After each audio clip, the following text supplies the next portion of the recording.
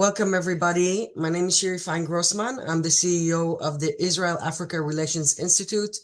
We're an Israeli think tank, a platform that was established 2 years ago by Chaim Taib, who's a philanthropist and businessman in Africa who cares passionately about Israel-Africa relations.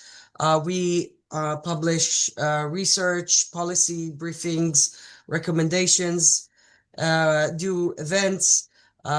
We're focused on multi-sector, multi-field, disciplinary, from geopolitics to economy and business.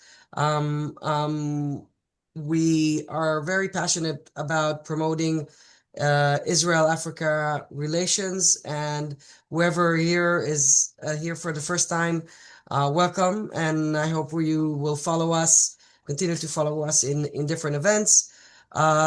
This is another event that we're doing in a series that we started back in December. We had an event, a webinar on Nigeria. Then in the beginning of January, we did a Hebrew seminar on Somaliland, and now we're doing it in English with very distinguished guests and participants. Just to share and heads up, we have another webinar planned for February 26th that will deal with the economic reforms in Ethiopia. We will have the former central bank governor, Mr. Mamo Mihireto, who was also the CEO of the Ethiopian Sovereign Wealth Fund. So you're welcome to join us in our next webinar. For our topic today, we will discuss Somaliland statehood.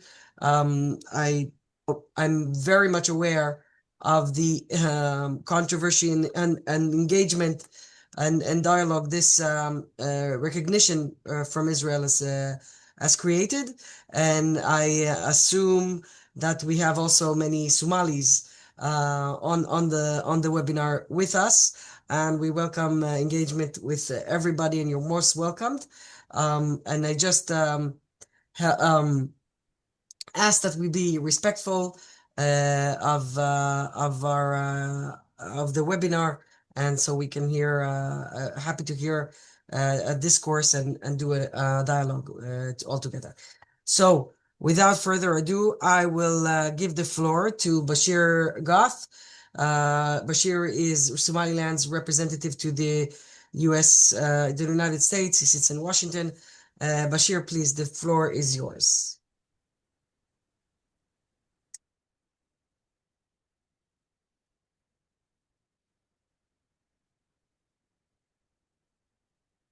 No, you're just on mute still, Bashir?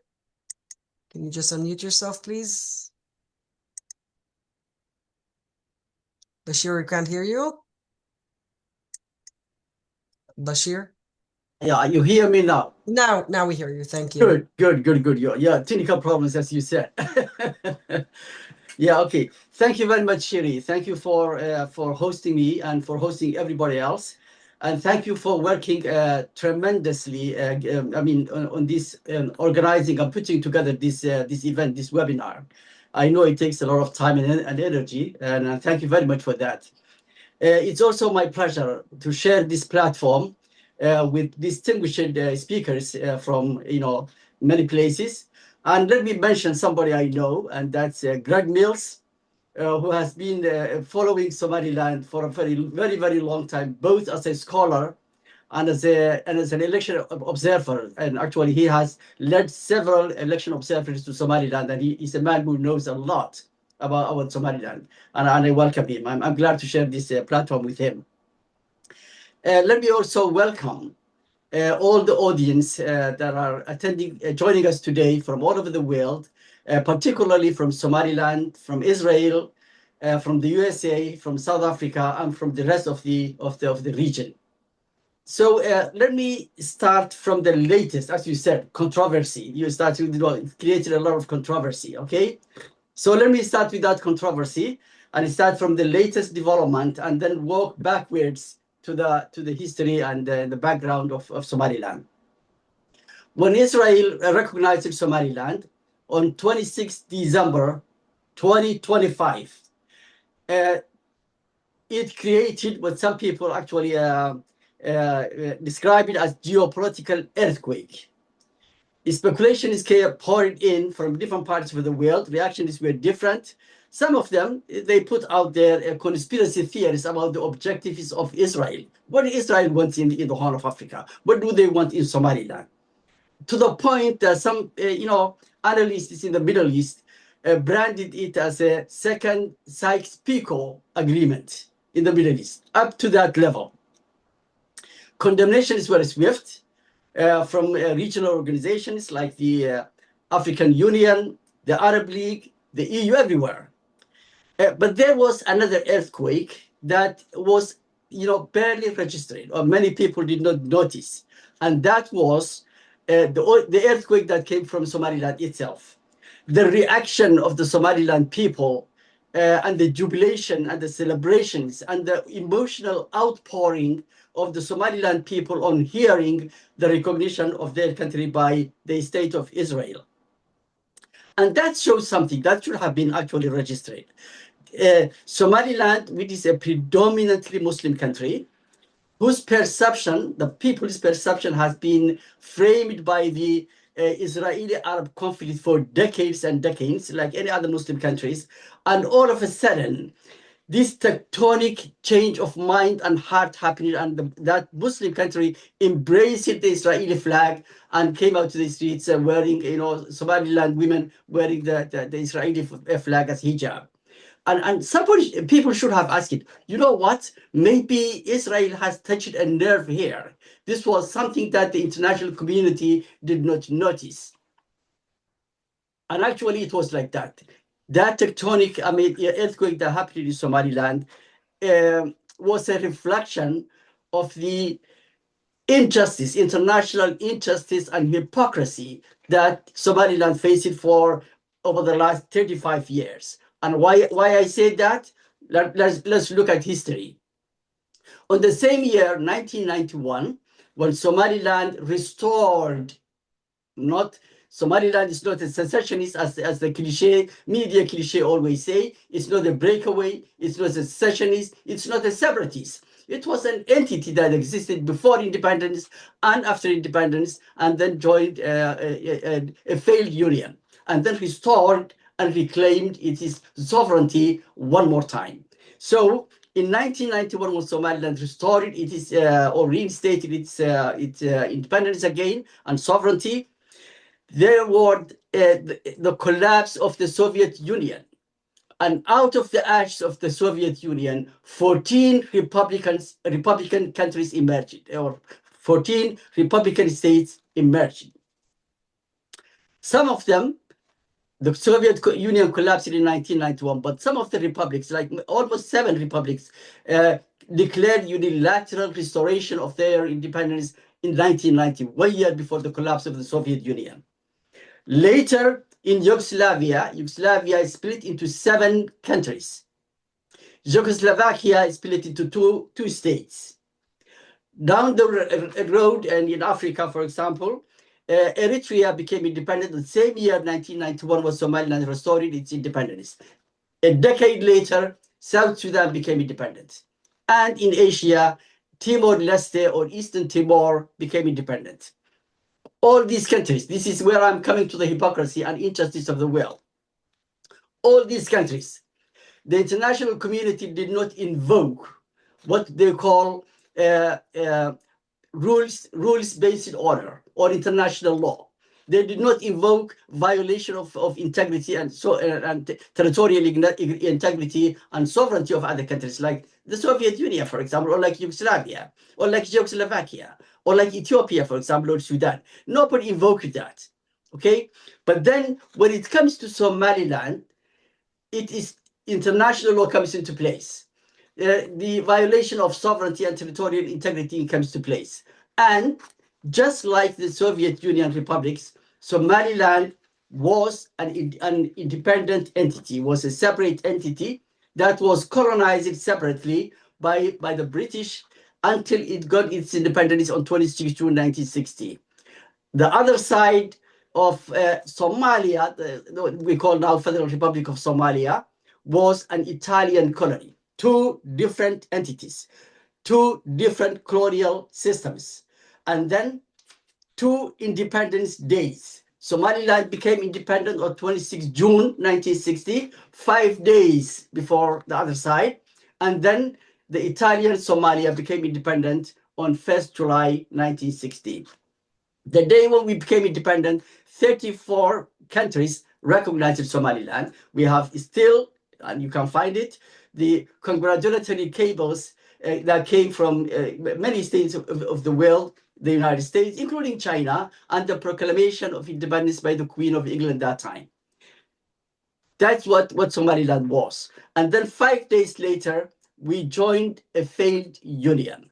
And that union was problematic from the beginning and was not actually based on reality, because the dream of the Somali speaking people in the Horn of Africa, which was in 5 parts of the Horn of Africa, like Djibouti, which was called that time the French Somali coast, and then the Somali region in Ethiopia, which is mistakenly called most of the time as Ogaden, and the Somali region in Kenya, which was called the Northern Frontier District, and the Italian Somalia and Somaliland Protectorate. All the dream of the Somali people was that to bring all these people under one flag and one state called Greater Somalia. That was the dream. That dream was unrealistic. Somali people were not aware, were not educated enough that time that Africa itself was all like that.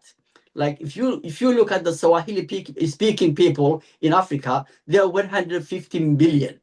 There are over 17 countries in Africa.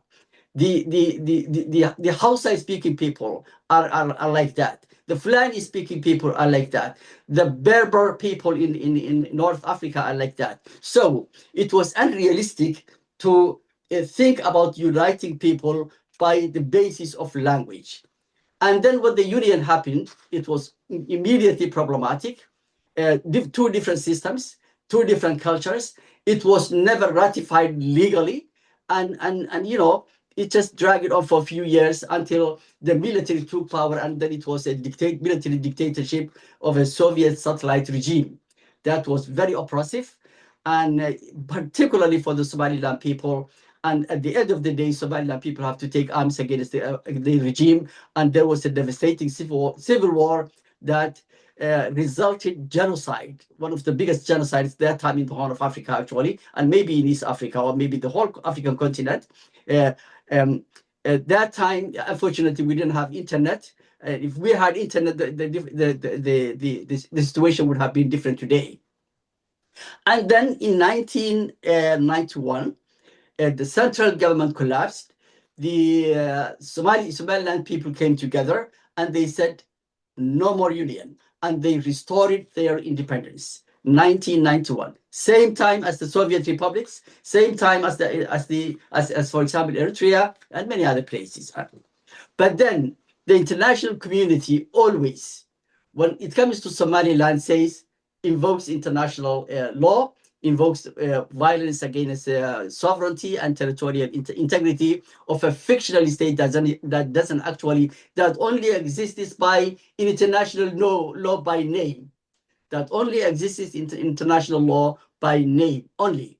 And the reality is there. So when Israel recognized Somaliland, it recognized a reality on the ground. It recognized an existing state that has actually fulfilled all the conditions of statehood according to the Montevideo Convention, and a country also that does not violate the Charter of the African Union. And here I will read what the Charter of the African Union says, that was passed in 1964 by the Organization of African Unity. It says the AU declared that all member states pledge themselves to respect the borders existing in their achievement of national independence. Look at that, on their achievement of national independence. In other words, to the principle of inviolability of colonially inherited territorial integrity. That is what the charter says. Somaliland abides by that charter fully. It's the independence border, it's the colonial border, it's a border that has international agreements with it, Anglo-Italian agreement, and Anglo-Ethiopian, Anglo-Italian, many other agreements have been signed, and they are all available. So Somaliland, 35 years, has established a fully functioning government, a role for actually democracy in Africa. And I think and a scholar like Greg Mills will testify to that. And he testified many times in his reports, in the report issued by his by election observers. Multiple one-person, one-vote elections, 6 peaceful transfer of power in a very, very tough neighborhood.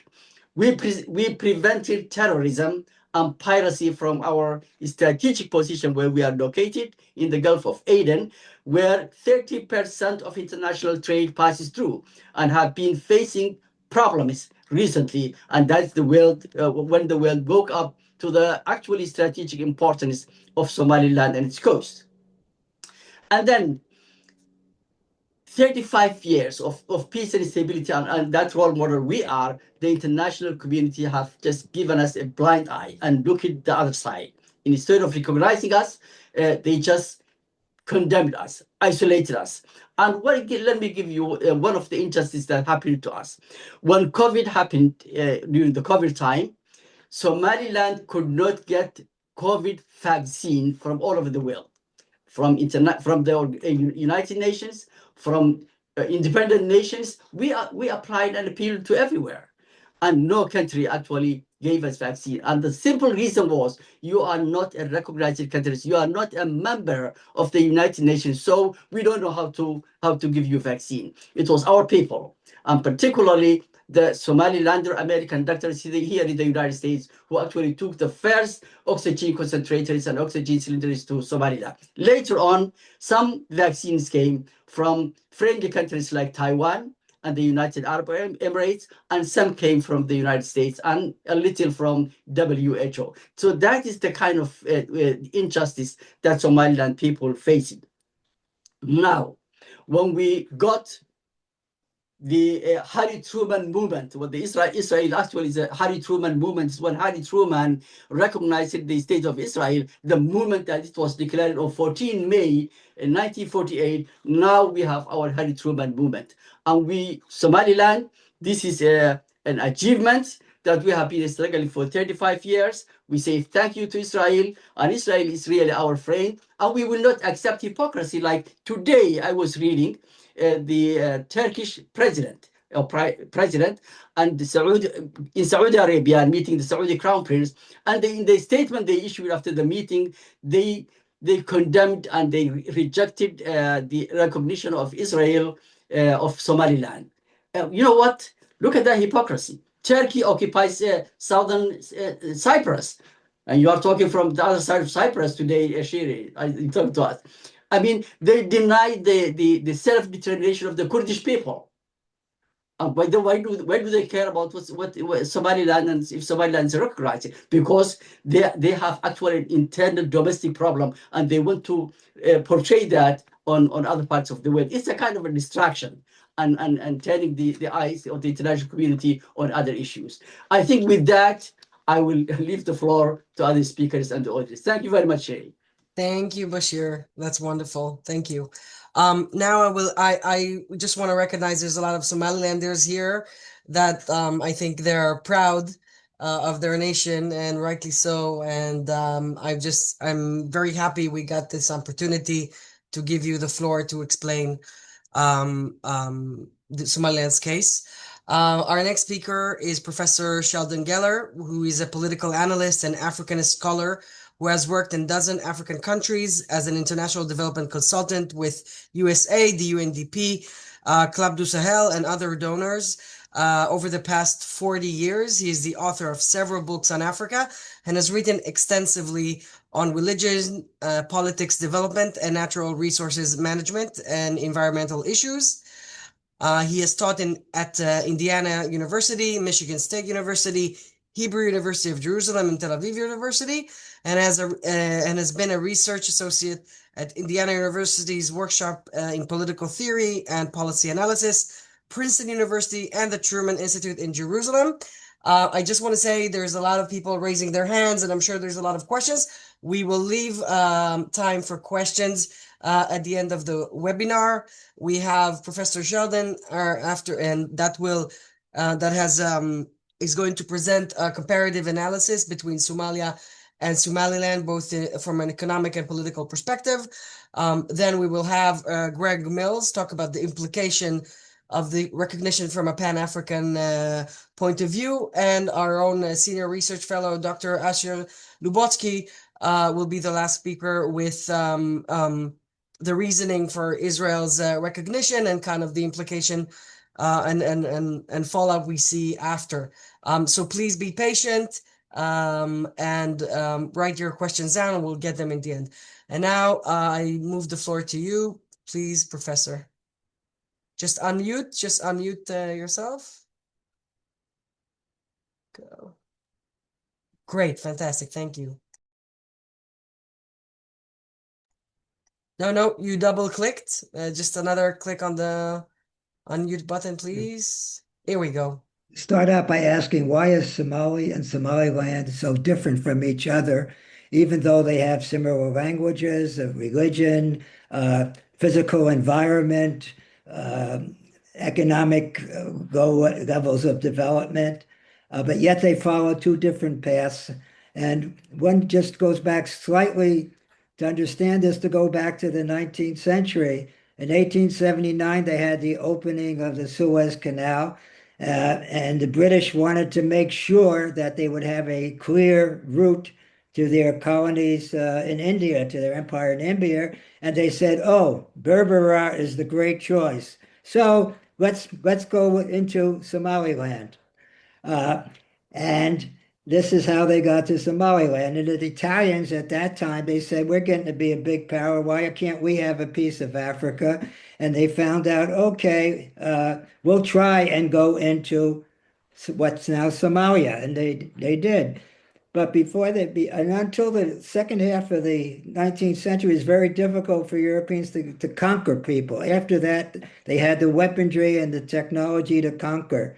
So these are the reasons why Somali became Italian and Somaliland became under British rule. So I don't want to give the whole history, but you know the story. At the end of 1960, Somaliland and Somalia received their independence, and then they joined together. And then they tried to live together, but they had different problems that made it impossible, because you had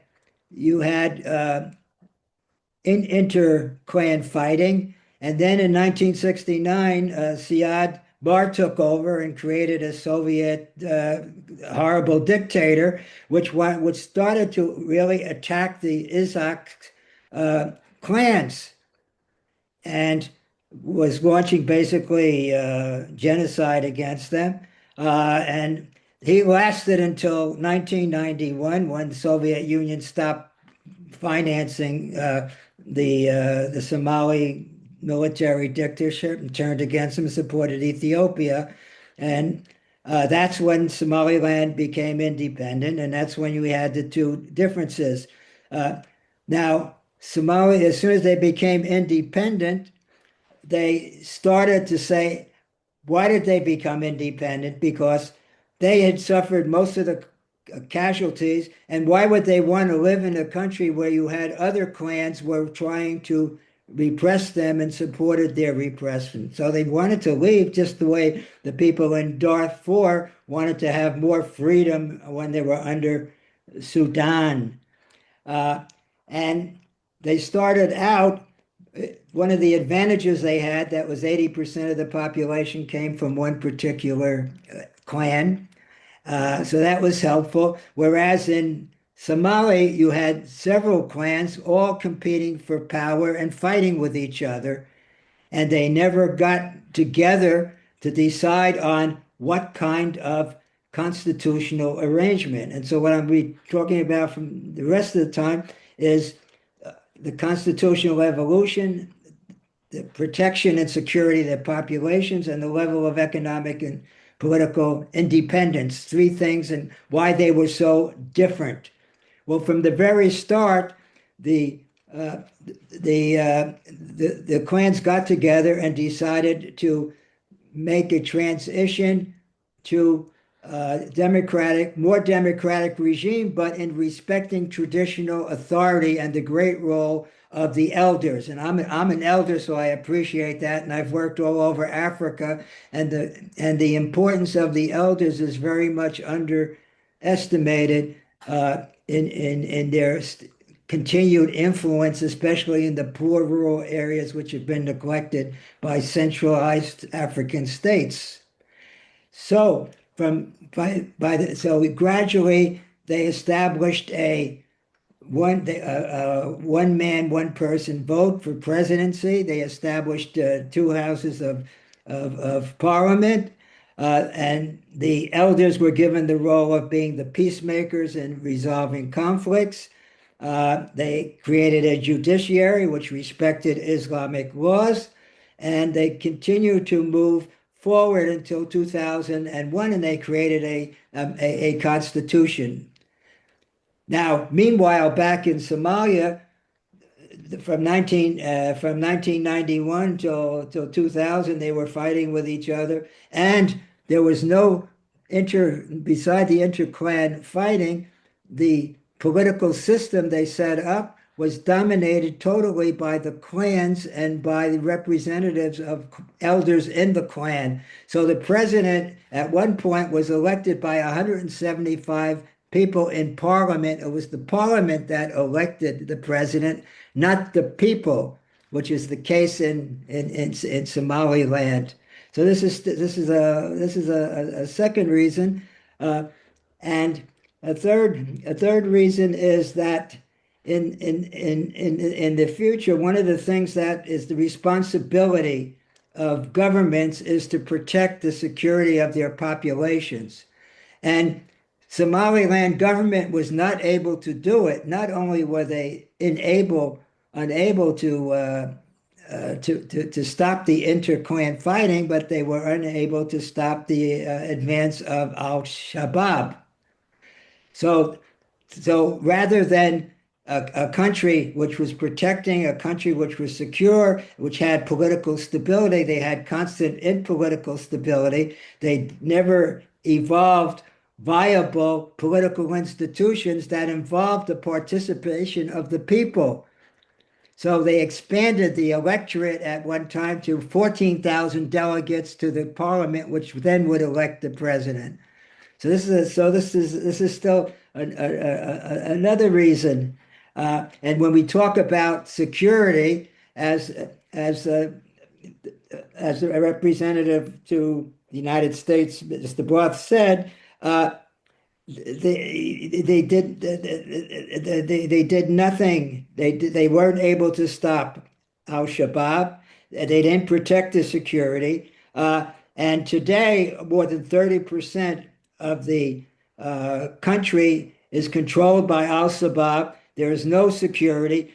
They're totally dependent on external forces like the African Union, which eats up an enormous amount of the budget, energy, funds going into Somalia. For example, the 25-26 budget for the African Union forces in Somaliland is $536 million, which is the equivalent of the total budget of Somaliland.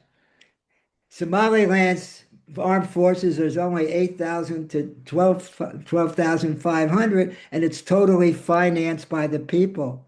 It represents the people, and Somaliland doesn't have to worry about people taking over all their fishing land. The fishermen can still fish, and they don't have to be worried by being invaded by al-Shabaab. So this is the security, and right now in 2024, Somalia had 4 million displaced persons. So why would the people of Somaliland want to stay in a regime which couldn't protect its own people, which had created so many million displaced persons? So that's still a third reason why uh, Somaliland seems to be doing relatively better. Fourth reason is the level of third. Another reason is the level of political and economic independence. The national budget of Somaliland, only 16% of it comes from donors. The national budget of Somalia, 67% comes from foreign donors. So Somalia has not been able to generate resources either by taxing their people or by developing the country. So this is another example, and they're totally dependent on external forces, which is a hodgepodge because you have the Americans training in there, you have the Egyptians, and you also have the Turks. Three different people, and the Turks are training the army in Turkish. I believe they just named the head of the Somalian army a Turkish, somebody who was educated in Turkey.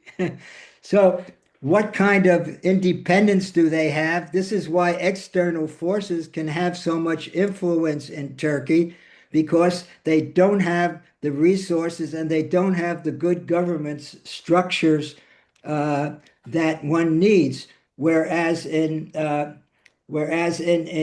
Somaliland, they have instituted a economic regime where they're targeting specific problems to solve these problems. For example, there's a problem, their main export, and this is true of Somaliland, is to the Gulf states of livestock, goats and sheep. And what their people in the Gulf states are complaining, the quality is not good. So Somalia has a program to raise the quality of the livestock. They have programs, they know that energy is a problem. They have programs to produce more solar energy. And of course, the United Arab Emirates invested in Berbera, which can probably once again, like it was in the 19th century, be the main port for that region and a crucial port. That's why everybody is fighting over Somalia and Somaliland, because they want access to that Red Sea and the Sea of Aden so that they can have reduced prices. Uh, so these are several reasons why I think that we should we should consider not just the UN, which is supporting basically a failed state, uh, and the Somalia case reveals the weaknesses of institutions inherited from colonial rule in promoting democracy and political stability, the poor design and failure of institutional policies, because why, with all this foreign aid, we're seeing the expansion of jihadist movements all over Africa, and to promote equitable development. Why are we seeing such larger and larger percentages of population becoming more poor? Whereas Somaliland seems to be a very good model for Africa. Why? Because it integrates modern democratic values and institutions with customary authority to build an effective hybrid system based on local knowledge, priorities, and realities, and effective policies to build on the development potential and resources of its people. Thank you. Thank you, Professor. Thank you so much. Our next speaker is Dr. Greg Mills, is a visiting fellow at the University of Navarra in Spain, a senior associate fellow and advisory board member of the Royal United Service Institute, and the strategic advisor to several African leaders. Previously, from 2005, he was he was for 20 years the founding director of the Johannesburg-based Burhurst Foundation. Greg, I hope I pronounced everything right. Please, Dr. Mills, you got the floor. Thanks very much. Can you hear me okay? Yes, perfectly. Good. Thank you for the opportunity to chat to you. I'm speaking to you from Navarra in Spain.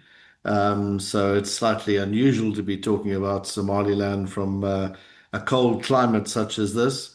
But let me firstly just welcome old friends. Nice to see Bashir, among others, Ahmed Osman, the people that I've got to know over the course of my 23 years of engagement with the issue of Somaliland. I first visited there back in 2003 in trying to understand how a country had built itself from the inside out as opposed from the outside in. And I'll come back to that reference in a brief moment.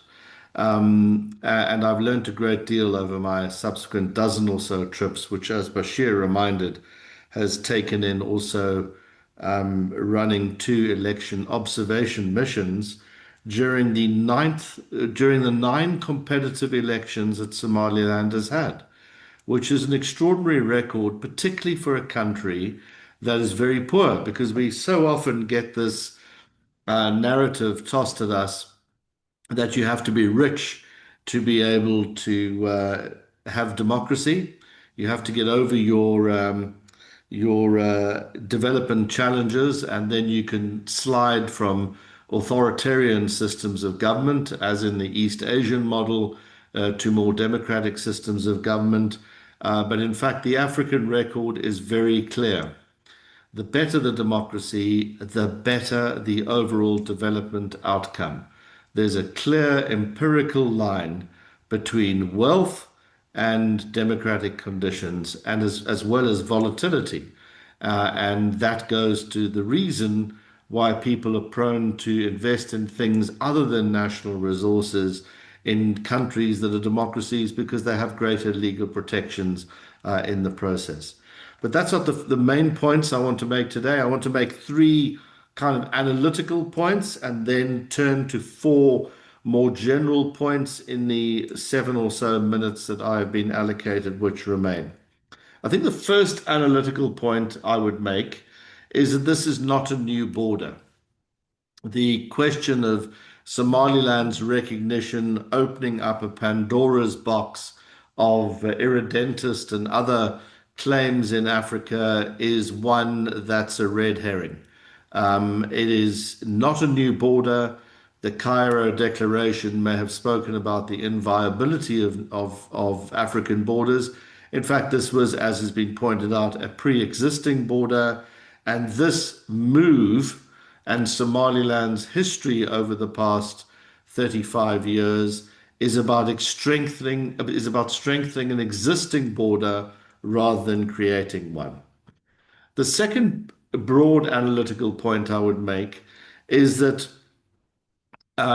it turns the focus of African state capacity, governance, and indeed state creation on its head, does Somaliland, because traditionally African states were largely created by external intervention, who came in, of course, in a bloody and a terrible period of colonialism, and carved up the continent based on external preferences, desires, and wants, normally of leadership.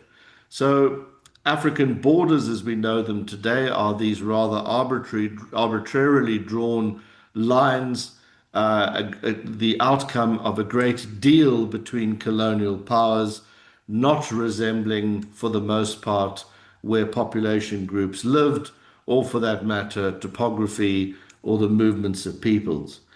But that means that when African countries or African governments took over from the colonial regimes, which occurred about 60 or 65 years ago on average, they essentially inherited borders that they did not have to extend their authority to. Those borders were guaranteed, not least by the 1964 Cairo Declaration.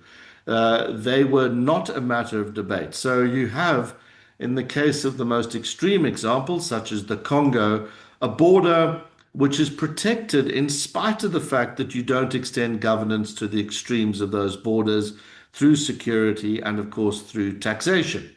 So governance really became dependent on the inviolability of borders, not on the capacity of the government itself.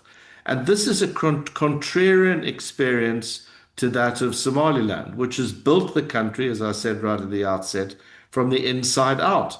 It has built it based on a commonality, as the previous speaker pointed out, largely Isaac-based clan structures, albeit with many sub-clans and sub-sub-clans, and as is the want in Somalia. But it's built from the inside out. This is a process of state creation which was started by Somalilanders and reached the boundaries of Somaliland rather than from the outside in. And then I think, thirdly, the broad analytical point I would make, which I'll revert to right back at the end, is this question of aid. There has been an assumption, at least until Donald Trump took over in the United States, that what you needed to develop was ever larger amounts and volumes of aid. Now, Somalia receives about 10 times the volume of aid, about $2 billion annually, that Somaliland receives. And I think the point is moot as a consequence of the relative performance of the two territories in terms of governance, in terms of security, in terms of looking after their citizens.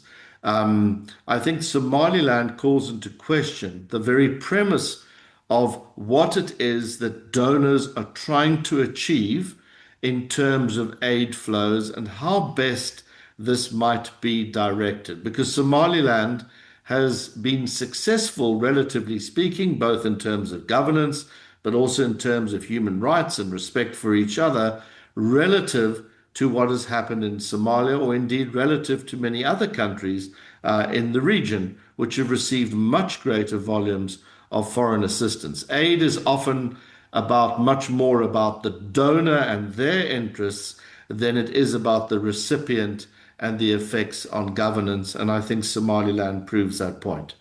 So to turn to my four very brief points about what now, what is the domestic agenda of the Somalis?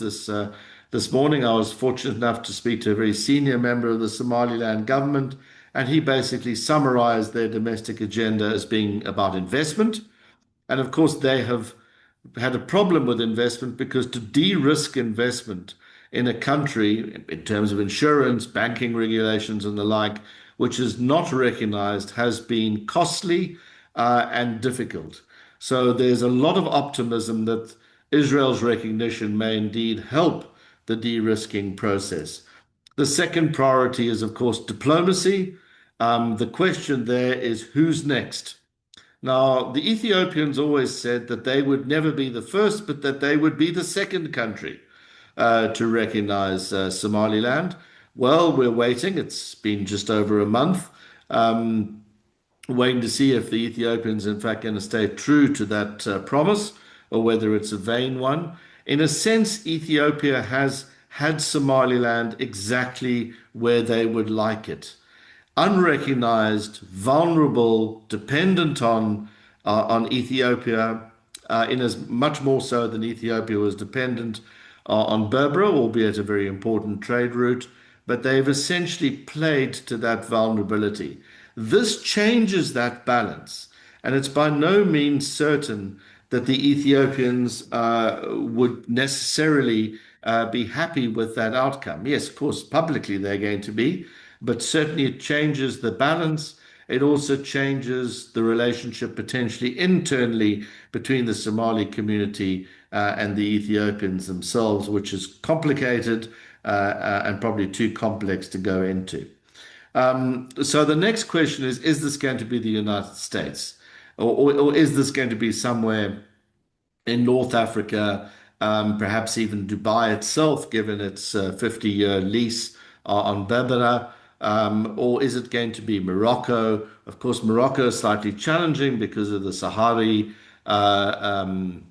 claim, and probably not going to, not wishing to do so because it has domestic implications for itself. So the question there is who's next and what role of diplomacy? The second point I would make is that of regional and international reaction, which links to this. And this is also about strategic positioning, in as much as it is about diplomacy. Somaliland sits astride an enormously important geopolitical, geostrategic area on the Red Sea, beset currently by conflicts, is beset by piracy. It has a great deal of strategic leverage, both diplomatically and in security terms. And the question for the Somalilanders is, how do they leverage that? How do they also balance their relationships with some of their near neighbors, whether it be Yemen or or Djibouti or the Turks? They were mentioned earlier, who have a particular relationship with Mogadishu, indeed with the Ethiopians, and of course with the Somalis first and foremost. The Somalis have outright rejected, of course, Israel's recognition, and that is, of course, problematic for both parties. But the question is then, how does Somaliland take a next step to be able to consolidate and get some reward out of this recognition process? Because otherwise the government will be simply accused of doing something which has little meaning for Somalilanders themselves in terms of some developmental advantages or some security advantages. The next step in that regard would probably be the signature of the Abraham Accords, and then presumably a snowball effect in terms of international relations. The third and second last point, for those concerned about the time, is really one about Africa itself.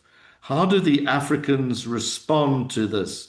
The AU, and my former colleague and good friend Patrick Mazimhaka was the first person as the deputy AU chair of the commission to lead a mission to Somaliland back in the early 2000s. The question is really, how does the AU respond to this?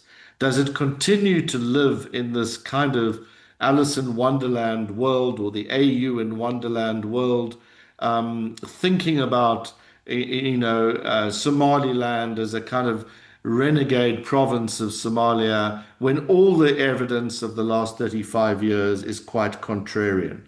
What does this say about democracy in Africa is another question. It's a question that's also important for Israel, because Israel, until now, in terms of its diplomacy, has been willing to make relations with anybody, really, that would, without being too callous about it, but anybody that would want to have relations with Israel has been willing to cut a deal with Jerusalem. So Israel has drifted into an undemocratic space at times, actually rather contradictory to its own positioning within a Middle Eastern context. Hence the close relations with countries such as Uganda, which has just held an election, only in name, but certainly not in the way in which it was conducted. Even with Tanzania, in which the president recently got 97% in election. And if I ever got 97% in an exam, my parents would have thought that I cheated, which was probably correct, as indeed is the case in Tanzania. And then, of course, with Rwanda as well, where there has been, no political competition.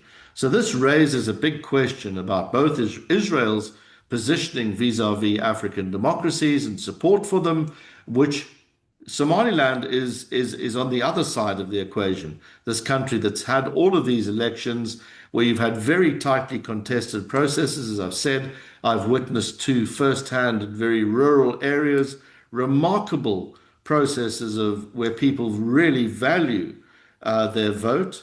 And there's been these half a dozen transfers of power in the process. And then, so in summary, let me just say, what's going to be the advantages for Somaliland of this process once the celebrations have died down? How are they going to translate recognition into an advantage with security in managing their near abroad, particularly the relationship with Somalia and with Djibouti and with Turkey? How are they going to translate this into greater development? Before all of Somaliland's success It remains a very poor place, highly dependent on external remittance flows. It's a $650 per capita economy, roughly a third of the sub-Saharan African average. It's very poor. It needs growth. It needs development. And how is external recognition going to assist in this regard, particularly mindful of the fact that aid has been such a blunt instrument, as I say, much more about the donor than about the recipient in terms of its intended impacts. And then how is this going to translate into greater investment for the Somalilanders so that the government can go back to its people and say, look, we're on this route to independence or to recognition, not to independence. They've already got that. We're on this route to recognition, and this translates into greater prosperity and greater security for Somalilanders, and that requires both a narrative, which we largely have, but also requires a series of actions. Thank you.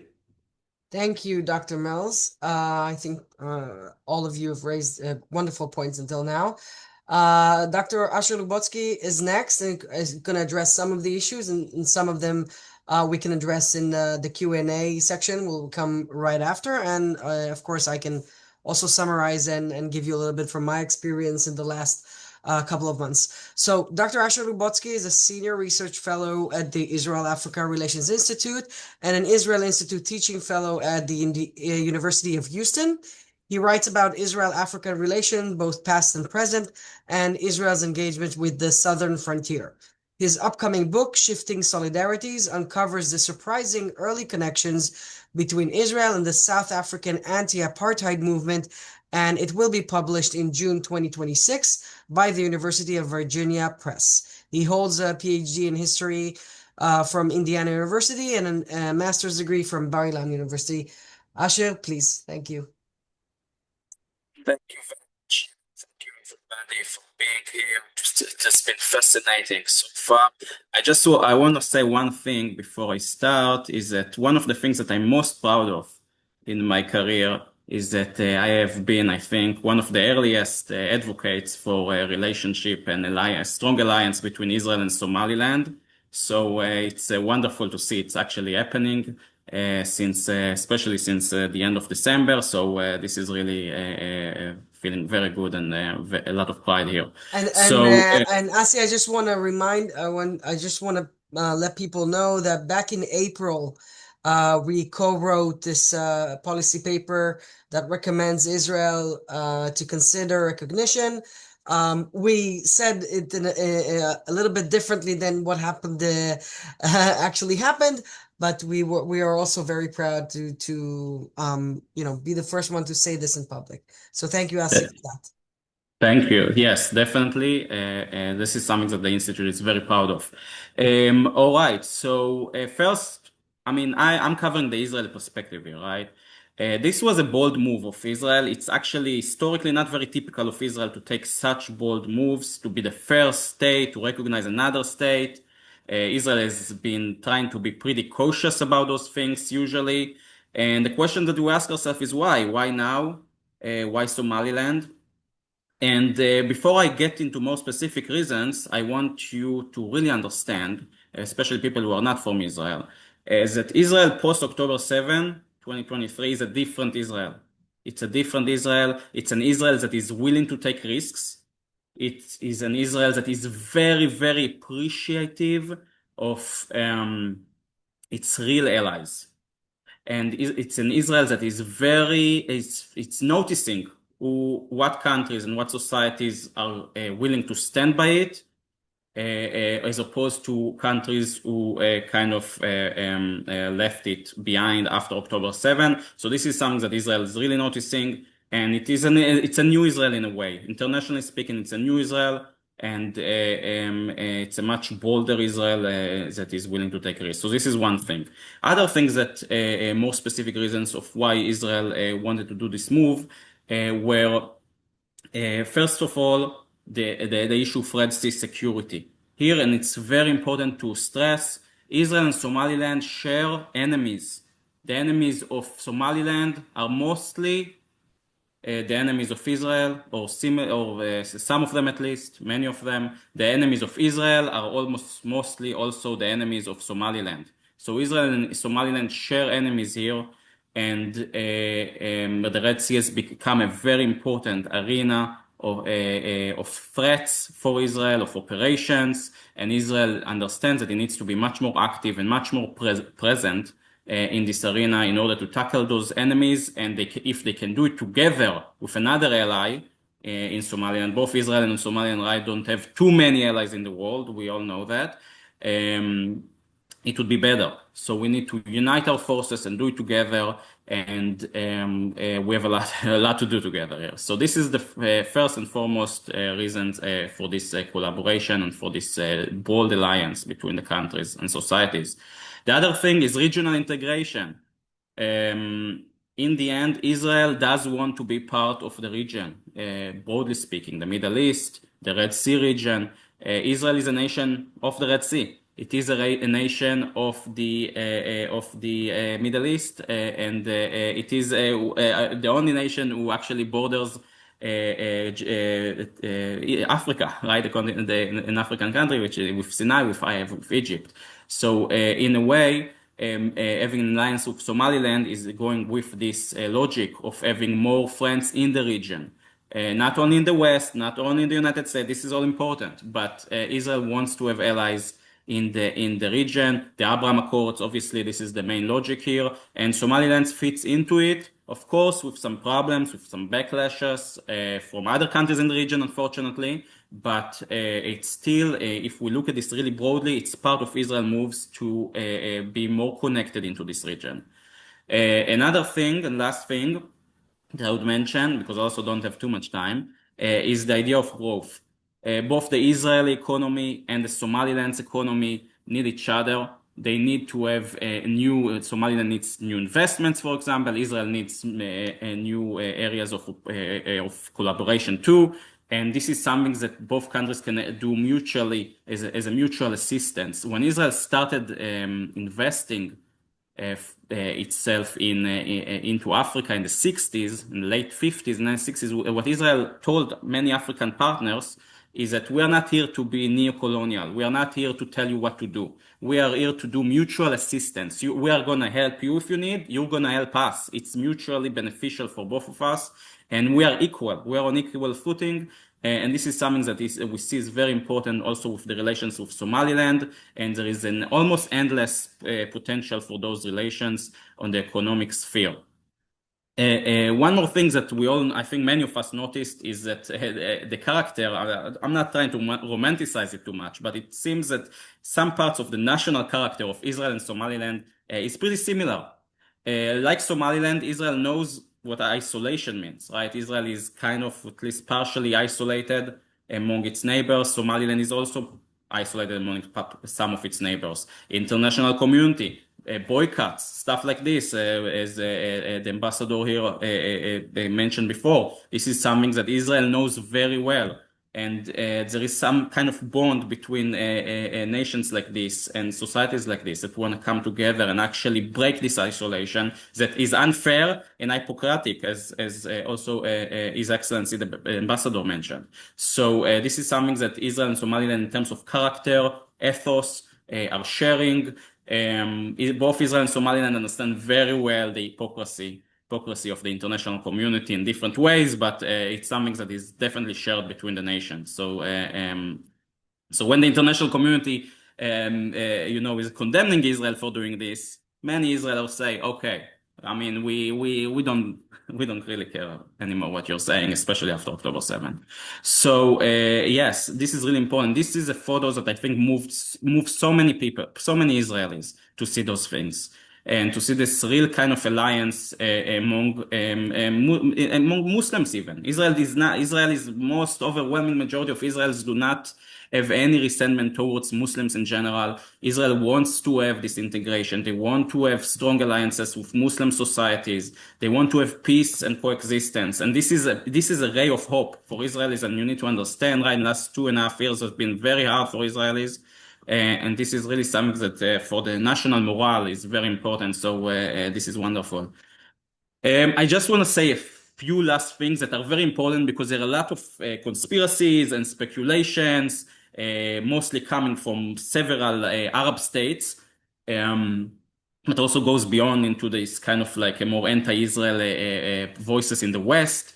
And those are about what maybe Israel tried to achieve by recognizing Somaliland. And I want to disprove them, refute some of them. So by recognizing Somaliland, Israel does not intend to undermine any other major Arab country. Okay, it's not a move against Egypt. It's not a move against the Saudis. Israel sees Egypt and the Saudis as allies. As I say, if Egypt is officially a peace accord with Saudis, Israel is, I think, made clear that they want a peace accord with the Saudis. The Saudis are the ones that are kind of dragging it. But the move of Somaliland is between Israel and Somaliland. It doesn't have to do anything against other countries that are peaceful towards Israel. Another thing that by recognizing Somalia, Israel also does not rule out relations with Somalia. Okay, Somalia is not Israeli enemy. Okay, if Somalia does want to join the Abraham Accords, they are welcome. Of course, Somaliland is an independent country. Somaliland needs to have their own borders and their own sovereignty. But Israel can have relations with Somalia. It's not a move that was meant to be against Somalia per se. And lastly, is that Israel is not interested in meddling in the bigger, the broader Horn's affairs, right? Israel is not trying to now redraw the borders in Africa or in the Horn. As mentioned here, Somaliland is de jure and de facto an independent state. And Israel just recognizing the facts, right? Israel is not trying to to break down Djibouti or Ethiopia or obviously any other country. It's just recognizing the facts and working towards shared interests. This is it. And this is really important, I think, that to stress out. So this was my short presentation. I know we're kind of short on time, and we want to leave some time for Q&A. So Shiri, you can have the stage now. Thank you very much. Thank you, Asi.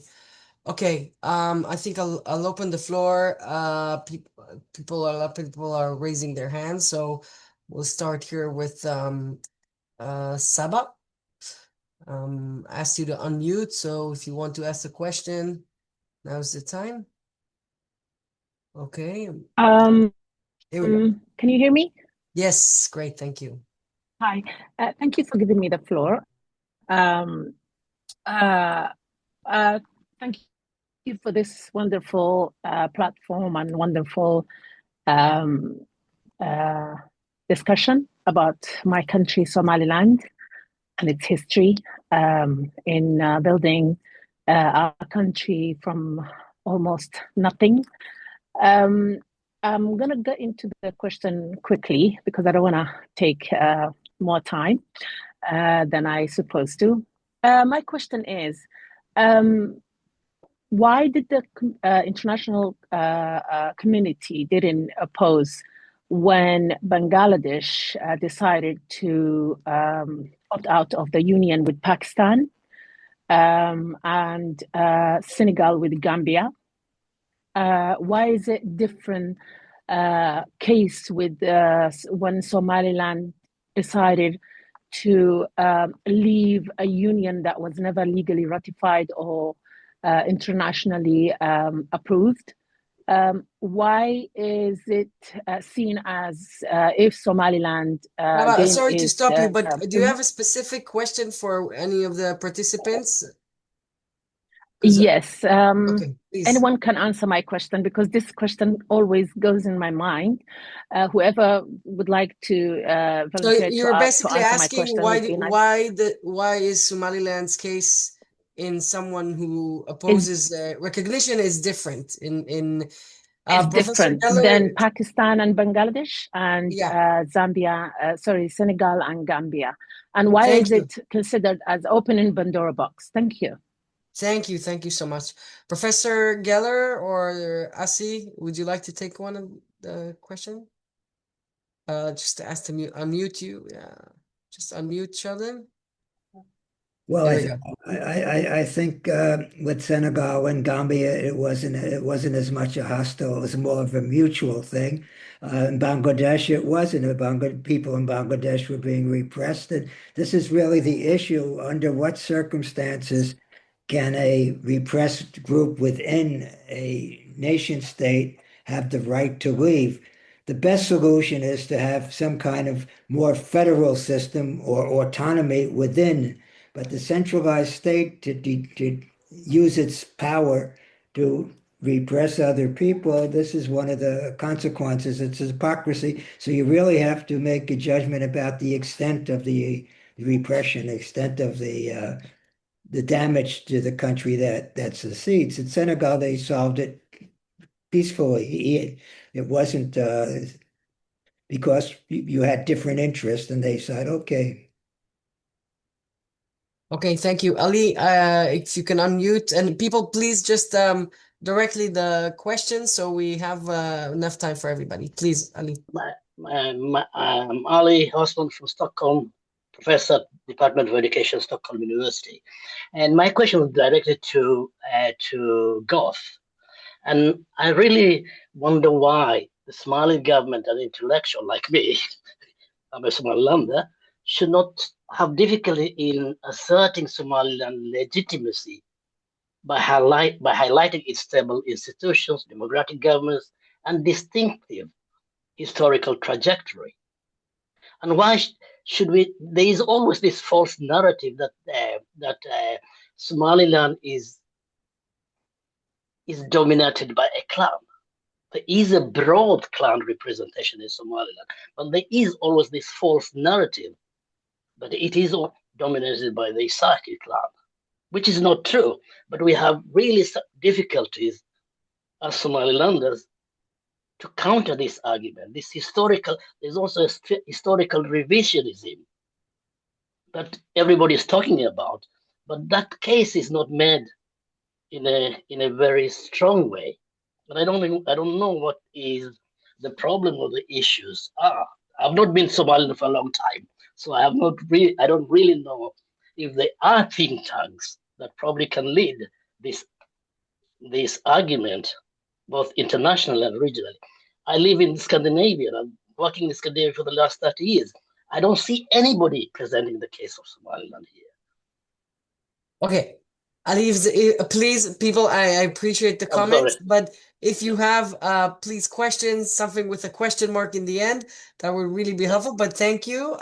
Thinking in the comments. My question is to Goth. Why don't we have that type of infrastructure? Okay, to Bashir. Yeah. Okay, thank you. Bashir, would you like to take that question? Just unmute. And maybe leave the unmute on as we are answering the questions. Yeah, Shiri, I would like to address that. And also the question the Somalilander lady asked, my fellow Somalilander asked about Bangladesh. You know, this is again the hypocrisy we were talking about, the international community. Bangladesh had a devastating war with Pakistan. It was called Eastern Pakistan. And then there was a war between Eastern Pakistan and Western Pakistan, which is now Pakistan. And the Bangladeshis won that war. And as soon as the fighting stopped, India, a very powerful country, became the first country to unilaterally recognize Bangladesh, because it was for the interest of India, security interests and strategic interest of India to support Bangladesh. And then, because India was a powerful country, nobody could say that you violated the territorial integrity and sovereignty of Pakistan. It took 1 year for other countries, like for the United States, to recognize Bangladesh, and it took almost 3 to 4 years for Muslim countries to recognize Bangladesh. So it's a matter of who recognized you first, and then geopolitical interest and the interest of the countries that are really interested to recognize you. With Somaliland, with the Israeli recognition of Somaliland, I am sure it will be similar to that of Bangladesh. It may take a few years down the road, but countries will come on board very soon. On the other one, the narrative, the gentleman now from the Scandinavian asked about the narrative of the, one clan dominated the Republic of Somaliland. That is a false narrative actually promoted by Somalia and the international community that is Somalia. I always call the international community and embassies and everybody in Mogadishu or Somalia as a captive community. They only listen to one side of the narrative of the Somali people. Not only Somaliland, but even including the other parties of the Federal Republic of Somalia, like other federal states. So they are a captive an audience that are in Mogadishu, the United Nations, the AMISOM, the international community, and they listen to that narrative and they just propagate that narrative through the United Nations and through the African Union. Somaliland, like any other country in the world, has a majority clan and other clans. We have almost 10 clans in Somaliland. Almost 10 clans in Somaliland. Not a single clan. Yes, there is a majority everywhere, but this is a consensus. The independence, the restoration of independence of Somaliland on 18 May 1991 was a consensus, an agreement between all the clans of Somaliland that came together in Bur'o that day. So this is a false narrative that we have to fight, promoted by Mogadishu, and it's understandable how it carried the day because the international community was supporting them. Thank you, Bashir. All right. Siham? Yes, can you hear me? Yes, very Thank well. you. This is a very interesting panel. I want to thank Ambassador Bashir's amazing way he told the Somaliland story, and I thank the other panelists. My question is for Ambassador Bashir Goth, but I would like to make a small comment. As a proud Somalilander, I want to, and I always do, frame the Somaliland recognition more than just a symbolic request, and really ask, when I get the chance, to acknowledge our legal continuity, which was never, after the independence from Britain, was never forfeited, and Somaliland is actually just demanding continuity of that legal status. So building on that, Ambassador Bashir Goth, in your presentation today, you stressed how costly non-recognition is for Somaliland and Somalilanders, and that, you articulated well, but, in today's context, 2026, can you give us one or two, harms or challenges Somaliland faces, whether that's, world threats on our unresolved status or regionally, and what specific recognition-linked outcomes can you highlight from that, whether it's, mobility and, passport, visa, investments, or whether it's a formal collaboration and access to finance? Thank you. Yeah, Shiri, I can answer that. Hello? Yes, sure. Yeah, you can answer this. So. Yeah, okay. Yeah, Siham, thank you very much. Yes, what the greatest challenge that Somaliland faced was lack of recognition, because that was the key for everything else. That was the key for the isolation we faced. That was the key for the financial problems we faced, because we did not have access to international financial institutions like the World Bank and International Monetary Fund and the African Development Bank, among other things for our development.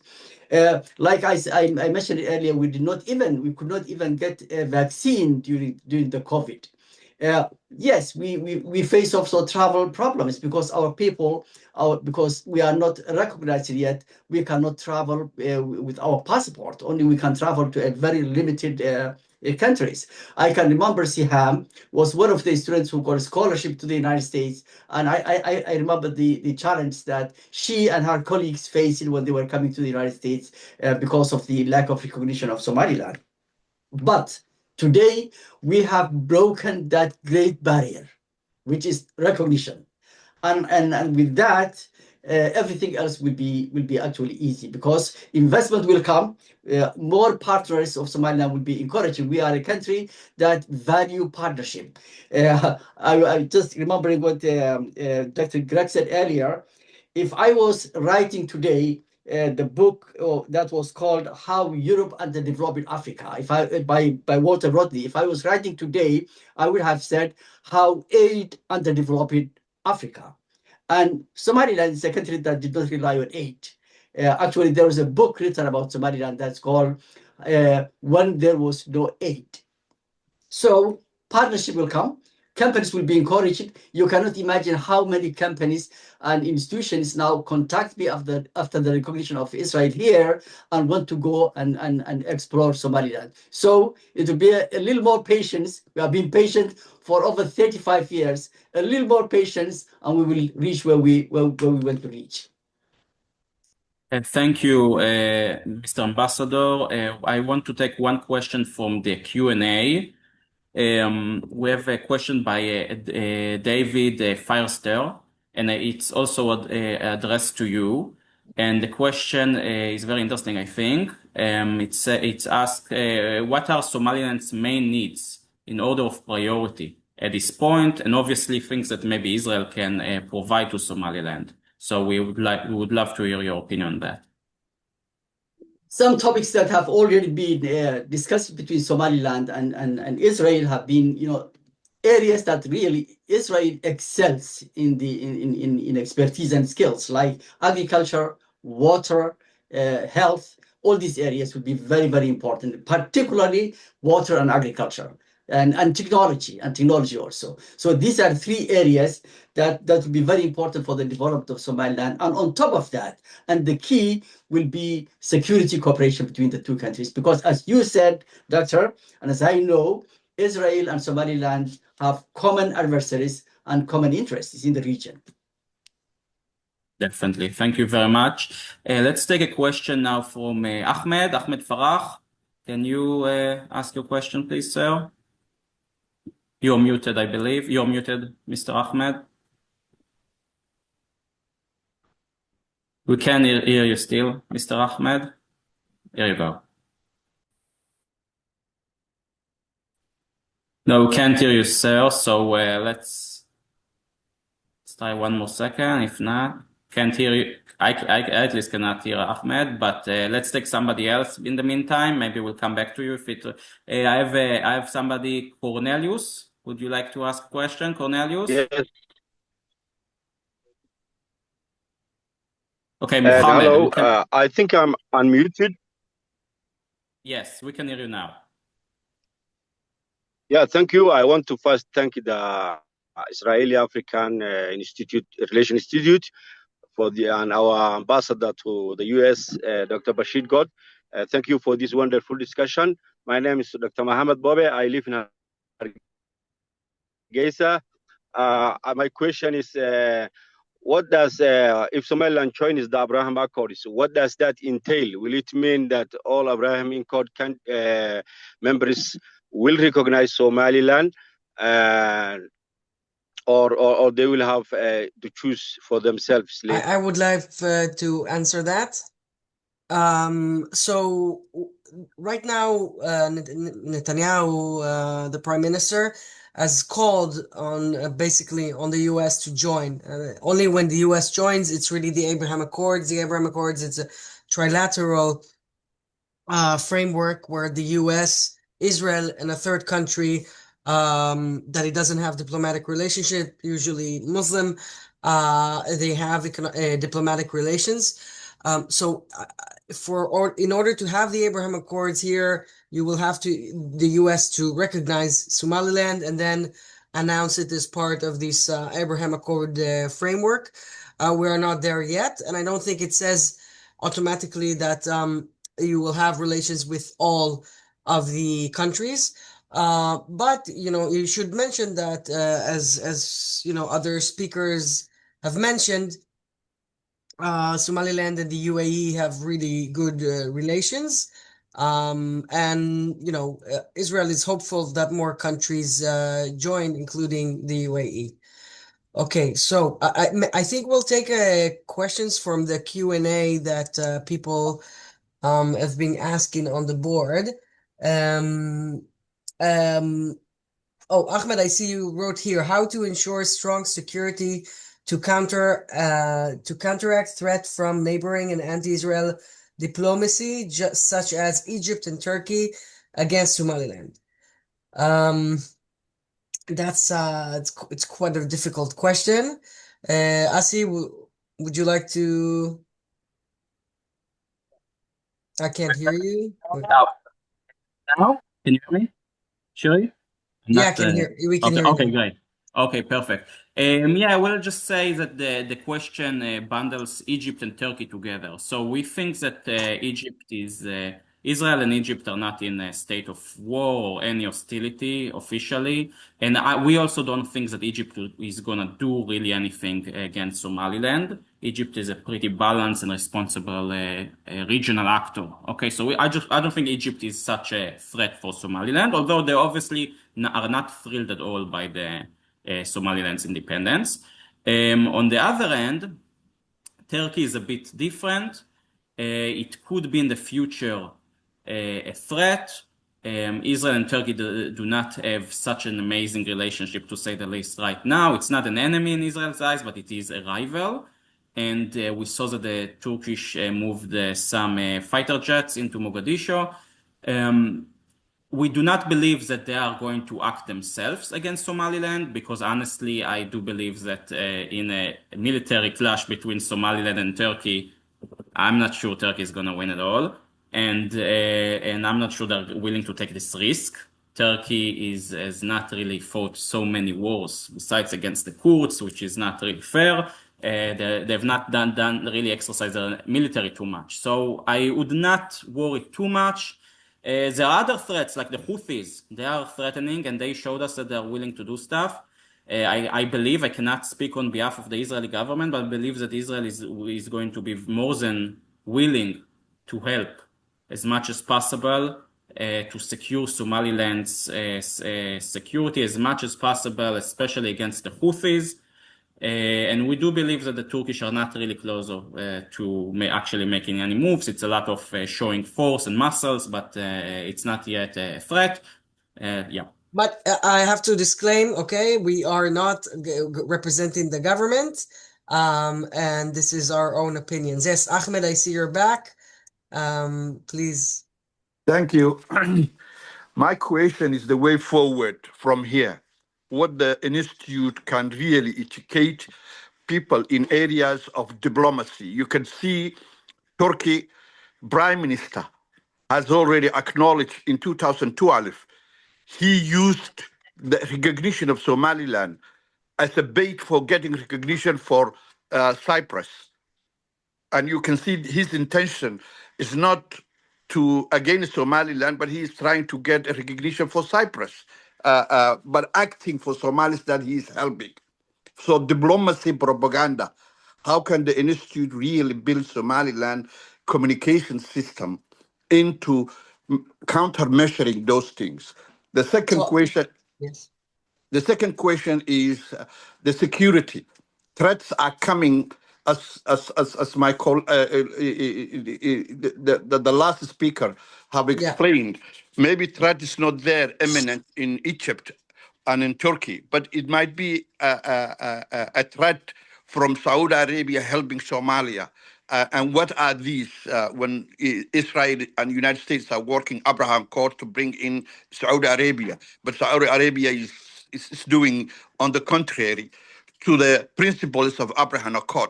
How are we? That's at least I think 3 or 4 questions. Okay, so we'll take those and we'll let One more thing others. is the economy. Okay. Somaliland is in a hub.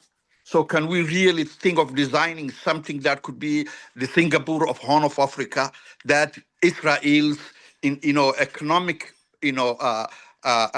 might and the security might can make it that Berbera and the Red Sea corridor the gateway for Africa and the Middle East and the rest of the world. Thank you. Inshallah.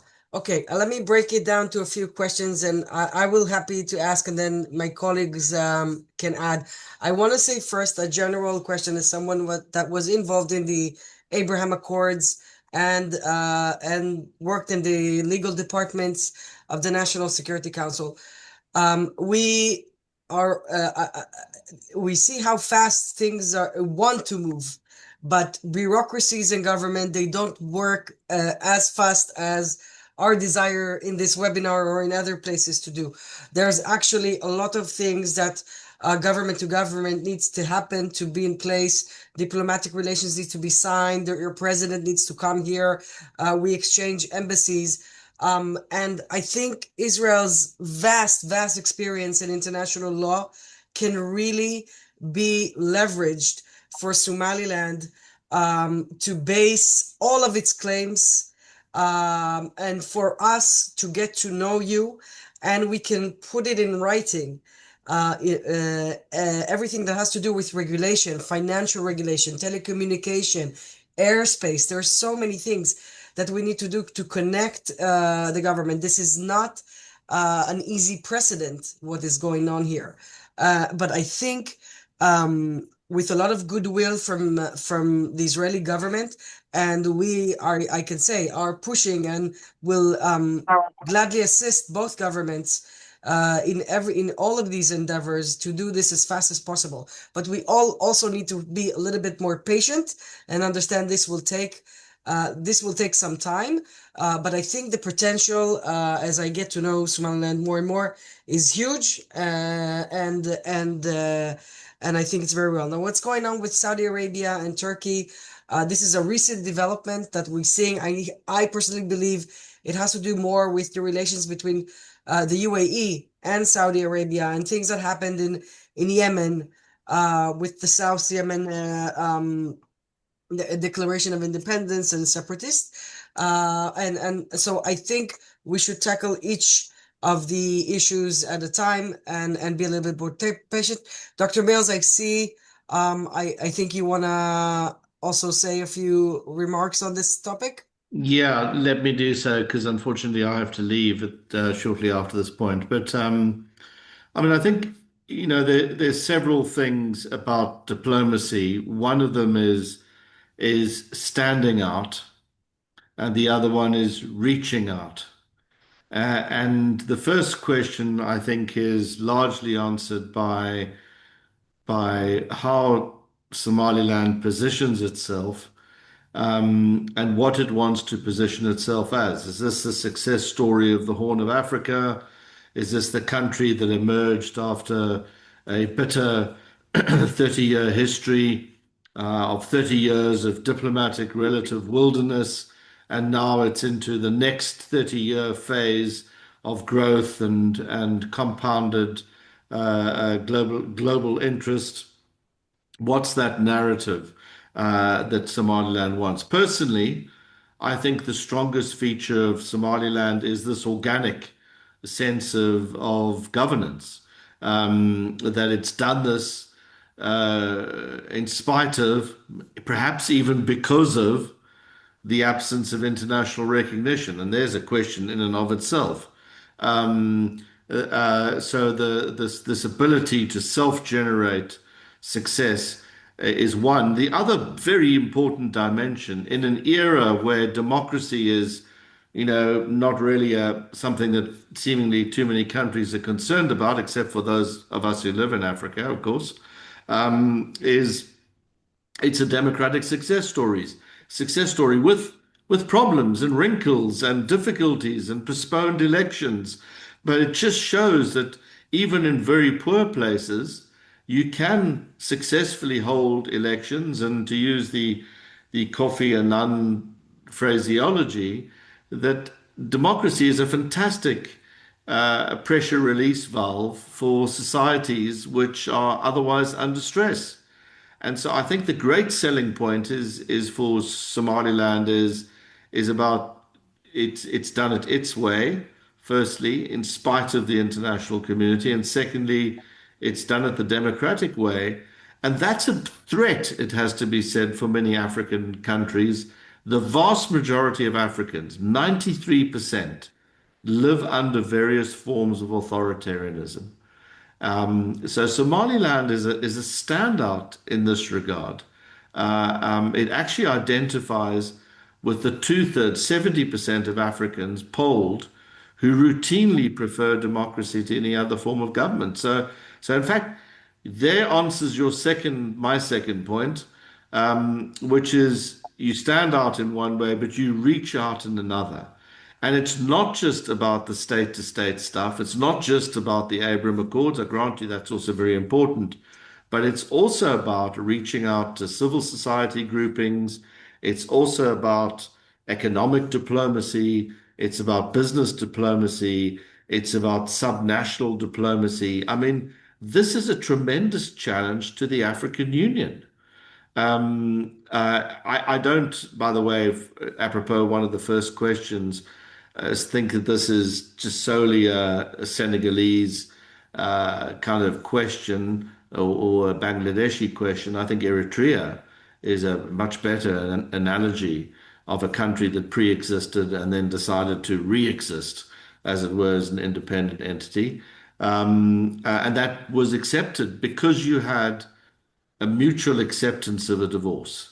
It wasn't that the problem with Somaliland is that one party wants to divorce and the other party wants to remain married for the same reasons that they wanted to get married back in 1960, it would appear. So the answer to how you reach out in Somaliland's case is state to state now.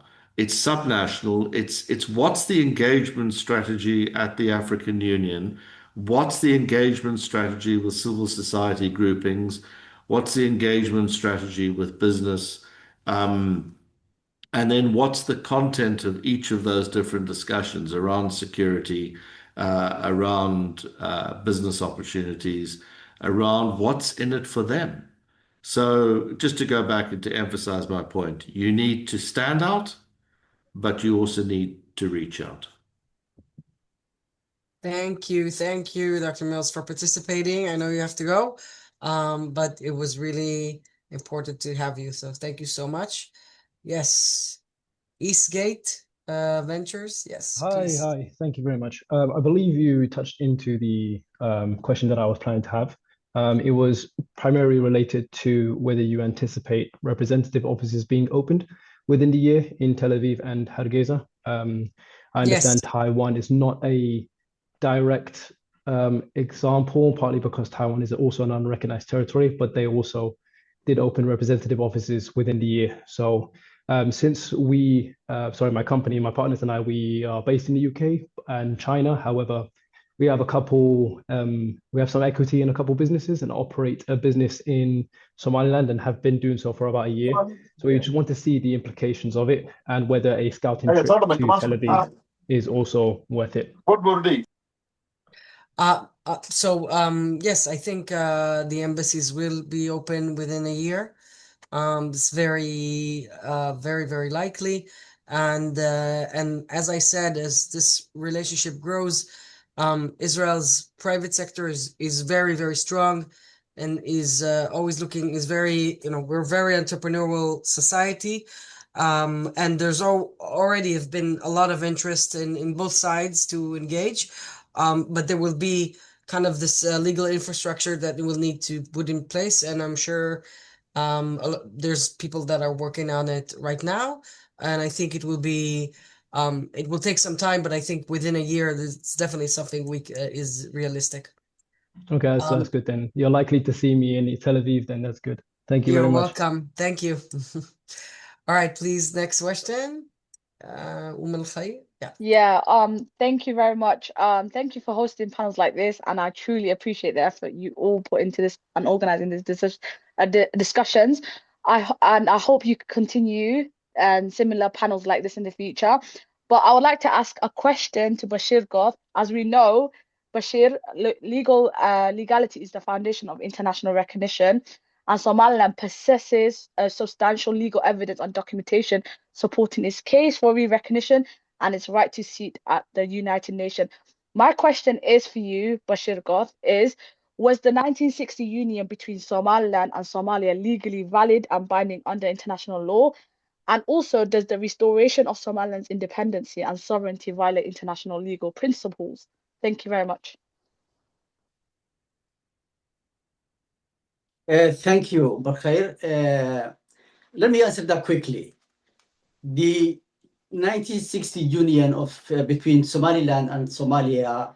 By the way, the word Somalia is a popular name that never existed in a legal document. It was Somali Republic when the two sides merged, and that was never ratified.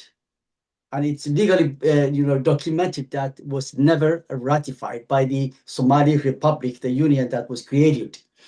And a good example that you can find that, and I mentioned that several times before, is one in late 1960, the Somaliland military officers wanted to restore Somaliland sovereignty and independence at that time, like we did now, and they failed. And they were court-martialed and put on military trial in Mogadishu. The British lawyer that was hired to defend them, they were accused of national treason because they were against the union of the country, okay? And they were kind of dismantling the union. So that was a national treason. He actually proved that they did not commit national treason because there was no union. Legally, there was no binding union. And the government that time accepted the rule. And that's a proof that there was no legal union between the two sides. And there was no legal union, and that was never ratified, to restore our independence and sovereignty again. It's just natural. We have a very, very strong legal argument, but I want to emphasize another thing. In today's world, yes, in an ideal world, interests follow the law. But in today's world, it's actually the interests that precede the law. So if you look at the world today, it's the interest that leads everything. So the national interest of any country actually comes before the law. So Somaliland recognition is diplomatic, and it will be based on diplomatic interest and international interest. So diplomacy is a political issue, then a legal issue, actually, as happened in many other parts of the world. Yes, there were legal divorce in some countries like Eritrea and Ethiopia. In Bangladesh and Pakistan, there was never legal divorce because Bangladesh was never a separate entity anyway. But then one country recognized it, and then it was that was the end of the story. 3 years down the road, they were a member of the United Nations. So yes, we have a very strong legal argument, and that union was never legalized. Thank you, Bashir. Abdishuka? Shaku? Yes. Please, can you unmute? Okay, here we go. Oh, sorry. Yes, thank you for the opportunity and for the panel discussion. My question will be to Dr. Asher. From your perspective, it has been now a month since Israel decision to recognize Somaliland.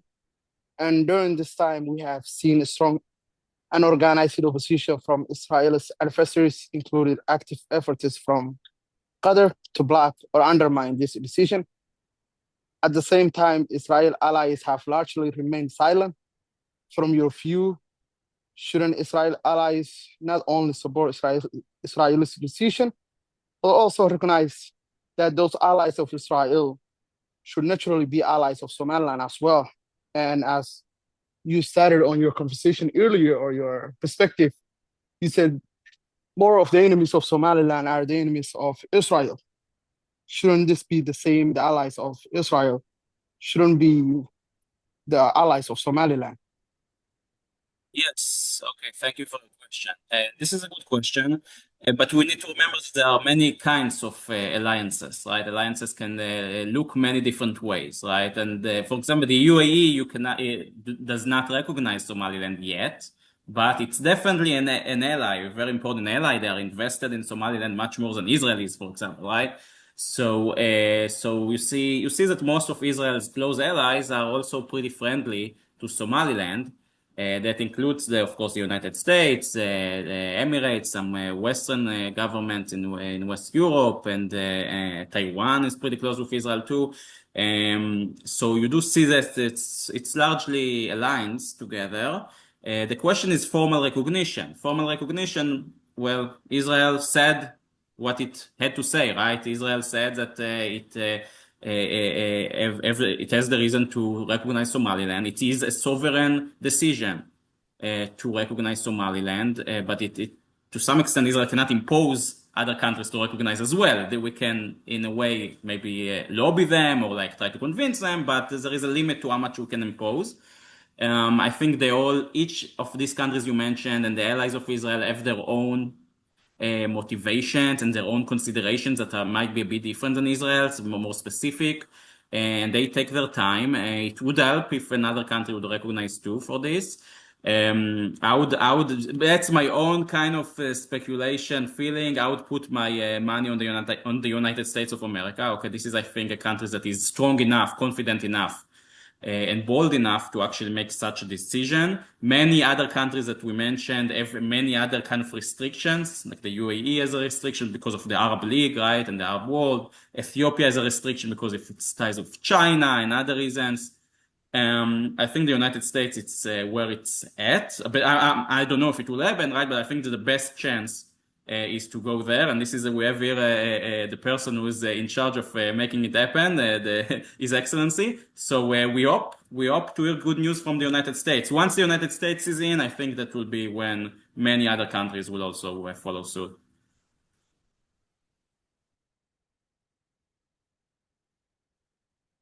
All right, Shiri, do you want to we take another question? Yeah, yes, thank you, Asher. And let's please, next questions, let's do it very brief. Brief questions, brief answers. Please have a question mark in the end. Thank you. Please go ahead.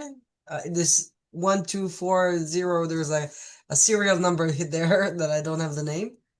So just ask you to unmute. Please. No. Yeah. Okay. Okay, here we go. Yes.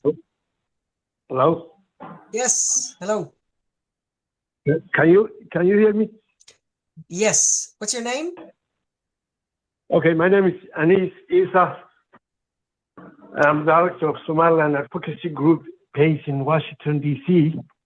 Also, I was the first Somaliland representative in Washington, D.C. Hi, everybody. Hi, welcome. I'm just trying to make a little comment, not a question, for the strategic drivers behind Somaliland. And I might say like 2 or 3 comments like security and stability. To say Somaliland has been far more stable than what we call Somalia for the last decades. A strong local conflict resolution system is plain inclined and instruction with formal institution. Recognition will allow direct security, partnership, armed recruitment, and intelligence sharing. And second, if I say strategic geography, Somaliland sits along the Gulf of Aden, one of the world's busiest maritime checkpoints, close to Bab el-Mandeb Strait, Red Sea shipping lines, and the Middle East. This makes Somaliland strategically attractive for military basing, counter-piracy operation, trade, and logistics. Okay, Berbera Port is the centerpiece of here. So I would say like regional power competition. The Horn of Africa is a geopolitical hotspot. Gulf states, Turkey, China, Western power. I'm sorry, we can't hear you very well, and this is being recorded, and so it's just I can't. It doesn't sound coherent enough. So if it's Okay, we'll move on to the next person. Maybe you can have a better line, better All right. connection. All right. Thank you. Thank you. Thank you.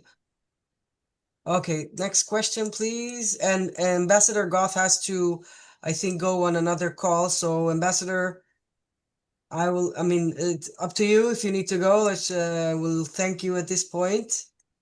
Yeah, I can stay with you another 5 minutes if there's Okay. a question for All me. right. Okay. All right. So please just if you have questions for Bashir, go ahead, please. It says IL, so I don't know who to refer to. Hello, Omar, go ahead. Hello, Yes. first of all, thank you so much. I'm very delighted to see here Bashir God and the other members, the way they have stated and talking about the case of Somaliland and Israel. It was amazing. We have learned a lot from here.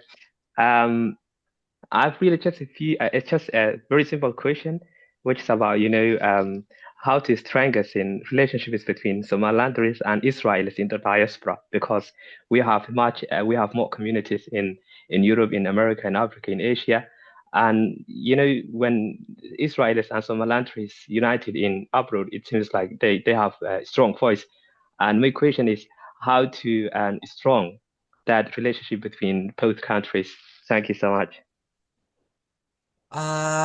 Thank you. Bashir, do you want to address that question? Yeah, thank you very much, Omar. Yeah, and that's a very, very great question. Yes, we have to have people-to-people relationship all the time. Many Israelis will be coming to Somaliland, as you have seen even recently, and many more will be coming, like think tanks and business people, and probably cultural people also. And here, for example, in Europe and the United States, let me talk about the United States. We have already started reaching out. And soon you will see some activities and events, and organized between, the Jewish and Somaliland American communities here in the United States. And wherever you are, please reach out to the Israeli communities wherever you are. That's really good. I think that's a great idea. Haptum, please. You can unmute. How do I Yes. mute? Okay, did Yes. I mute it? We hear you. Okay, thank you very Okay, thank you. Okay, thank you very much for you, Sherry, and for organizing this event. It's amazing. And it's really, really amazing that Israel took this initiative and recognized Somaliland. For people who do not know, it's amazing. It's very huge decision. I want to ask you to the ambassador. First of all, I want to express that you have many people in Africa, including Eritrea, the Tigrinian nation, supports your self-determination. You're not alone in that region. So that I think is very important for you guys to know. But I wanted to ask you a question. Do you do what, I mean, in today's media, social media is very important. And do you guys outreach to people in the region that also supports your self-determination, your independence, which is not any less than any African country that is recognized as independent, because according to international law, you are more than the same as any other African countries that you have to be recognized. So do you outreach to many of these people living in Sudan, in Eritrea, in Ethiopia, who seek for self-determination and who support self-determination? Do you outreach them? This is one question. The second question to Asher, I'm very happy that you guys are doing a lot of lobby for Israel to do more. And today we see that yesterday I think Turkish and Saudi just had a joint declaration. I mean, what do you expect? What do you expect from Israel in the short term or in the long term to do to help Somaliland? Because it's very important for the region that Israel really comes and be involved in that region. It's a lot of many people make a lot of hope for Israel coming there because it helps the stability of the region, the Red Sea. So what do you expect? Thank you very much. This is it. But thank you very much for organizing this event. It's amazing. Thank you, Haptum. Bashir? Yeah, let me thank the gentleman first for the support of the people, Eritrean people who support Somaliland. We are very thankful to them. We supported the Eritrean people for a long time during their struggle, and I think we owe them that. So thank you very much for that.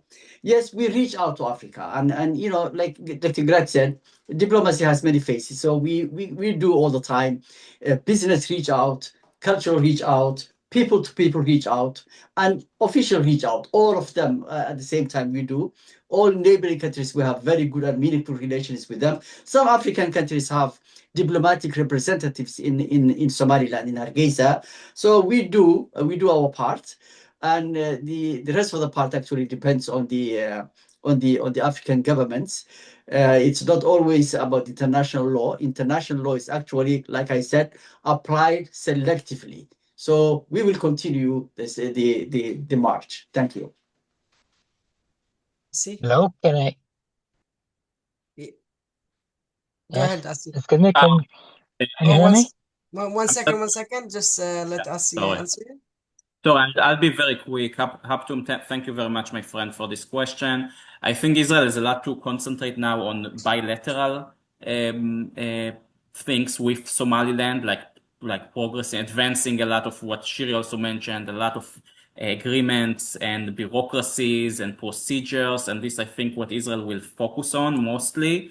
It will help if needed, maybe, you know, in the regional sense, but Israel is mostly right now interested in the direct alliance with Somaliland. Regionally, you know, Israel made the stance already that it's a sovereign decision. It's our right to recognize whoever we want to recognize. And this is it, you know, if the Turkish or the Saudis are upset about this, you know what, you know, okay, but we have a lot of issues they're upset about, so we can discuss it later if they want to. Okay, thanks. Okay, we had some Israeli question. I asked to unmute, please. Here we go. Yes. I just don't have the name, so. Yes, my name is Idan, and thank you very much for all of this event.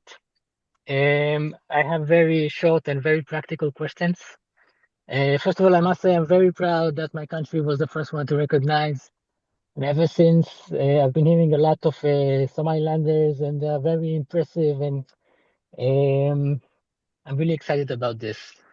I am a businessman. I deal in West Africa, and I'm really interested in arriving in Somaliland and exploring all of the business opportunities.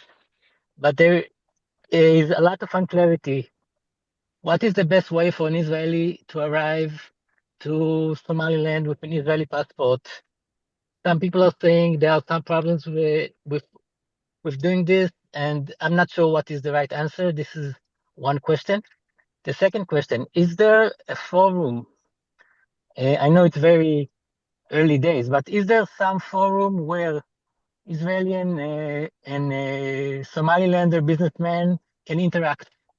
And if there isn't one, I would suggest that we set it up and we have a starting point for Israelis and Somalilanders to interact and do business together and get some answers, because I still am finding it difficult to get very clear answers. Thank you. So, Bashir, before you take it, okay, I just want to say we are, like I said before, everybody's very much in a hurry, but we didn't formally establish the relations. So we don't have visas, procedures in place yet. So I would urge everybody to be a little bit more patient. There have been online platforms. We ourselves are planning all kinds of events. But again, we have to let the procedures also take their form and the bureaucracy to pan out. But Bashir, if you have anything official, because I'm not here to represent the Israeli government, but Bashir, please. Yeah, you answer it for me, Sherry, and it's the same answer actually. But about the visa, for example, there's no problem. You know, visas on Somaliland is on arrival, particularly for the Israeli people.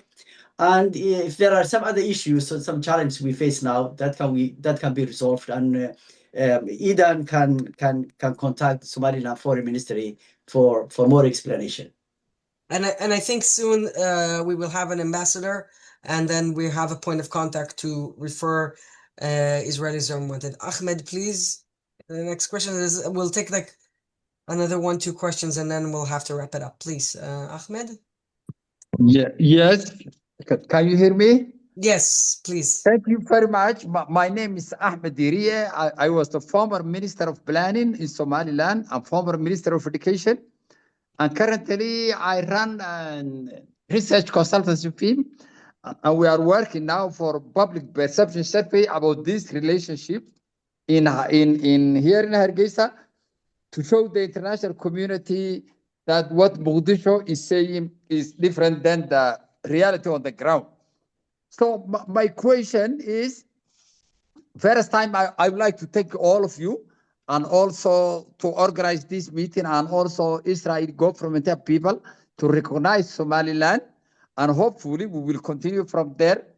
But I have one question which is, I feel an imminent threat from Somaliland security from the western border with Djibouti, where we learned that the Djibouti official army troops are infiltrated to the border while they are pretending to like a local militia, and they are working with Mogadishu government and also with Egypt.